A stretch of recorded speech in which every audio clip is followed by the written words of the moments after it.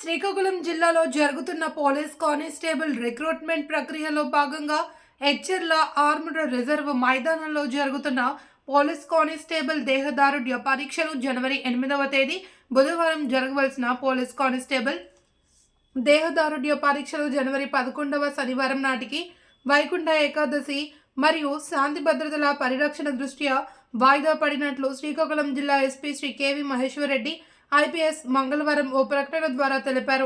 Andhra Pradesh state level recruitment board వారి schedule అనుసరించి శ్రీకాకుళం జిల్లాలో జనవరి 8వ తేదీ మినహా మిగిలిన తేదీల్లో ఎలాంటి మార్పులు లేవని, దేహదారుఢ్య పరీక్షలు యథావిధిగా కొనసాగుతాయని ఎస్పీ స్పష్టం చేశారు. కావున అభ్యర్థుల విషయాన్ని గమనించి కాల్ లెటర్లో తెలిపిన నిర్దేశించిన తేదీలో సమయానికి హాజరు కాగలని జిల్లా ఎస్పీ పేర్కొన్నారు.